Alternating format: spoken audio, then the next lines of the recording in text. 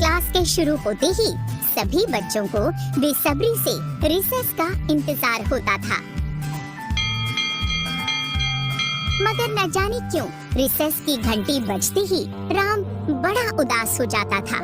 एक कोने में बैठकर वो जैसे ही अपना टिफिन खोलता है तो कहता है, ये क्या, माँ ने आज फिर सूखी रोटी और अचार रखा है। रोज रोज एक सा खाना खा खा कर मैं पक गया हूँ। इतना कहते कहते राम की नजर यशवंत पर पड़ी। यशवंत गांव के जमींदार का बेटा था। उसके आसपास बच्चों की भीड़ लगी थी क्योंकि उसके टिफिन में कई सारे स्वादिष्ट पकवान थे जिसे खाने के बाद बच्चे कहते, तुम्हारे घर का खाना बहुत ही अच्छा होता है। हमें तो बस तुम्हारे टिफिन खुलने का इंतजार रहता है। सभी बच्चे यशवंत के पास भीड़ लगाकर खड़े थे। राम ये देख रहा था कि तभी उसके पास से उसका दोस्त विक्की गुजरा। अरे विक्की, कहाँ जा रहा है? मैं यशवंत के पास जा रहा हूँ। ये सुनते ही राम चौंक गया। वहाँ क्यों? तुम तो रोज मेरे साथ लंच करते हो ना। तेरे टिफिन में खाने जैसा कुछ नहीं होता है। वही सूखी रोटी और अचार अब से मैं यशवंत के साथ ही खाऊंगा। कम से कम मुझे कुछ अच्छा खाने को तो मिलेगा। और हाँ, अब से मेरा बेस्ट फ्रेंड तू नहीं बल्कि यशवंत है। अपने दोस्त विक्की से ये बात सुन राम को काफी बुरा लगा।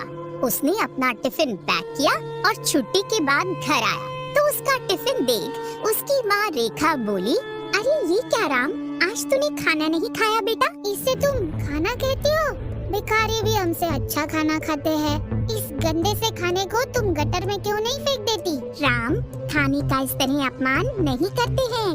तुम जानती हो, बाकी बच्चों के टिफिन में उनकी मम्मी रोज कुछ ना कुछ अच्छा बना कर देती है। एक मेरा ही टिफिन होता है जिसमें से कोई भी नहीं खाना चाहता है।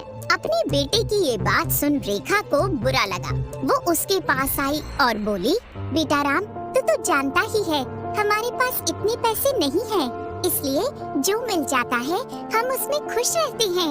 लेकिन मैं खुश नहीं हूँ। तुम और बाबा मुझे कुछ नहीं दे सकते। काश भगवान ने मुझे कोई और माँ बाबा दिए होते। इतना कहकर राम चला गया। राम तो चला गया मगर उसके कहे शब्द तीर की तरह उसकी माँ के सीने में चुभते रहे।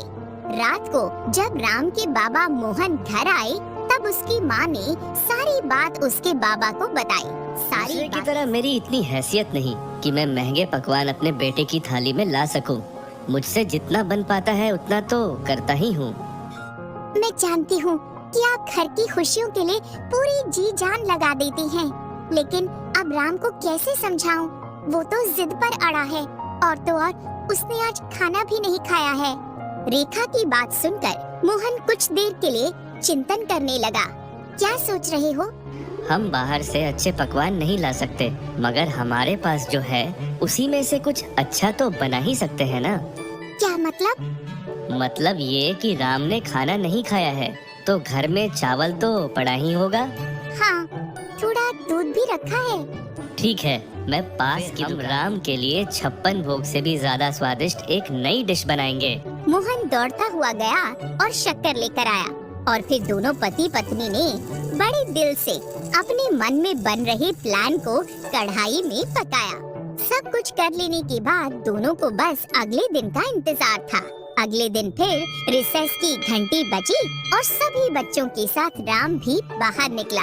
क्या मतलब है इस डब्बे को खोलकर? रोज की तरह आज भी इसमें से बासी खाना ही निकलेगा। राम कुछ देर तक इधर उधर देखता रहता है मगर फिर उसके पेट में कूद रहे चूहों ने उसे परेशान कर दिया और उससे रहा नहीं गया। उसने जैसे ही टिफिन खोला, टिफिन के अंदर से आती खुशबू ने उसे मंत्रमुग्ध कर दिया।